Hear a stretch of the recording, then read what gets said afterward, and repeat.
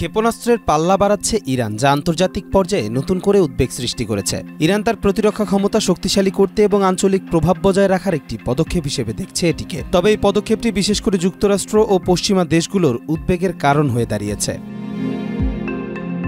11 March Meher news agency তাদের এক প্রতিবেদনে জানায়, ইরানি army aviation commander brigadier general pilot Sayyed Ghasem Khamoshi বলেছেন, ইরান তার দূরপাল্লার ক্ষেপণাস্ত্রের পাল্লা সম্প্রসারিত করেছে। তিনি আরও উল্লেখ করেছেন যে সাম্প্রতিক বছরগুলোতে আর্মি এভিয়েশনের জন্য যন্ত্রাংশ উৎপাদন একটি বড় সাফল্য হিসেবে বিবেচিত হয়েছে। বিশেষজ্ঞদের মতে ইরান তার ক্ষেপণাস্ত্র ব্যবস্থার পাল্লা বাড়িয়ে প্রতিরক্ষা সামর্থ্যকে শক্তিশালী করার পাশাপাশি আঞ্চলিক প্রতিযোগিতায় আরও এগিয়ে যাওয়ার চেষ্টা করছে। ইরানের সরকার এ বিষয়ে বলছে যে এটি শুধুমাত্র দেশের প্রতিরক্ষা শক্তি বৃদ্ধির লক্ষ্যে নেওয়া একটি পদক্ষেপ। ইরানের এই পদক্ষেপ যুক্তরাষ্ট্র ও তার মিত্রদের জন্য নতুন চ্যালেঞ্জ সৃষ্টি করবে। তাদের মতে ইরানের এই সামরিক শক্তি বৃদ্ধির ফলে অঞ্চলে নতুন কূটনৈতিক কৌশল ও রাজনৈতিক সমঝোতা প্রয়োজন হতে পারে।